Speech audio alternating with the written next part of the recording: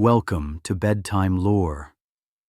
Tonight, we journey into the world of Demon Slayer, set shortly after the events of the Swordsmith Village arc and before the Hashira training begins. This is a quiet adventure with Tanjiro, where the night air carries whispers of the past and the forest hides ancient secrets.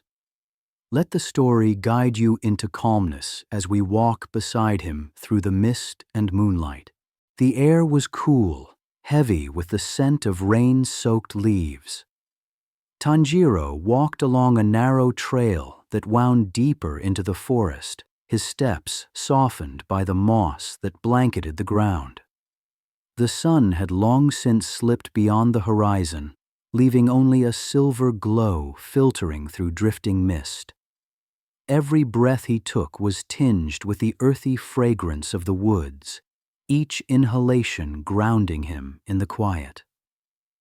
The trees stood tall and ancient, their roots curling across the soil like veins in the skin of the earth. These woods felt untouched by the outside world, as if time itself had slowed here. Dew clung to every leaf and branch, and droplets occasionally slid down, tapping softly against the ground. A faint shimmer of moonlight revealed a clearing ahead. The space was framed by wild grass and bordered by a crumbling path, its stone edges cracked and swallowed by roots. Imprints of footsteps marked the earth, still fresh enough to notice. This path was supposed to be abandoned, and yet the forest had recorded someone's passing. Mist moved gently between the trunks, wrapping them in pale ribbons. Shadows flickered in the distance, silent and formless, vanishing as the moonlight shifted. The deeper he went, the denser the canopy became. The air was thick, the darkness softened only by faint silver beams from above.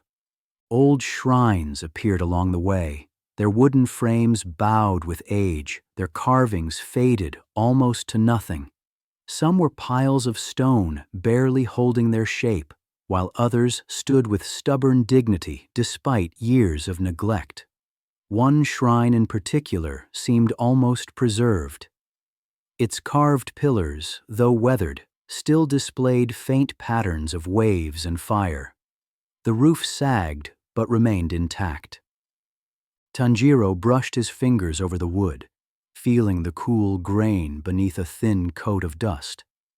The offering box bore no coins or trinkets, but the ground around it was free of fallen leaves, as though someone had tended to it recently.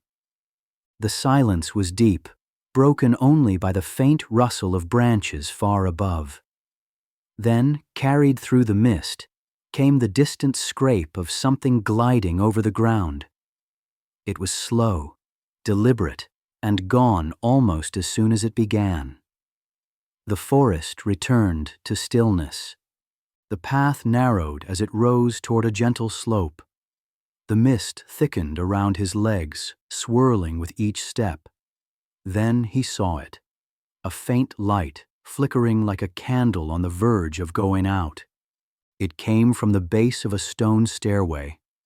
The steps climbed toward a high clearing where the air seemed thinner, touched by an unseen presence. He ascended slowly, his steps echoing faintly against the stone. At the top stood a great hall, its wide wooden doors slightly ajar. Moonlight spilled through the gap, stretching across the worn floor inside.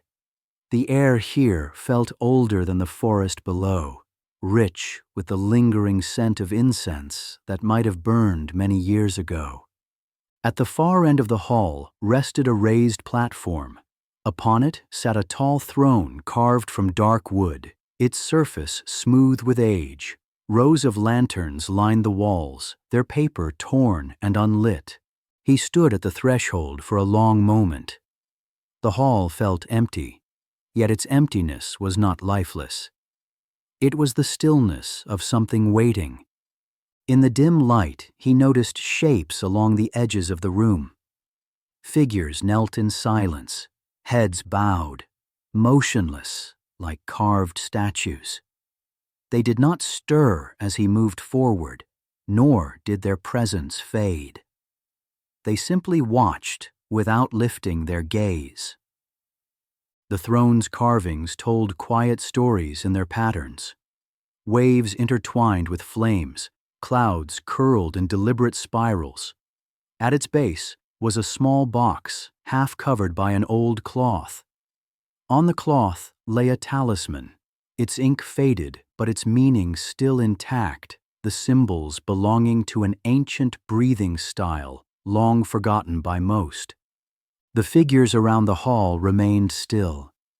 Beyond the open doors, the moon hung low, casting its pale light across the floor like water on glass. Tanjiro stayed there for a while, letting the silence settle into his bones. Then he turned and stepped back into the night. The stone stairs seemed softer underfoot on the way down. The mist shifted to reveal more of the path, guiding him back toward the forest's edge. The shrines he passed now seemed like guardians rather than relics. Somewhere deep in the woods, the quiet figures still knelt in the throne room, keeping their endless vigil. The first hints of dawn began to touch the horizon. A bird's call echoed softly through the thinning mist. The night's weight lifted gently, leaving behind a memory he would carry forward, the image of the empty throne, the quiet watchers, and the forest that kept its secrets close.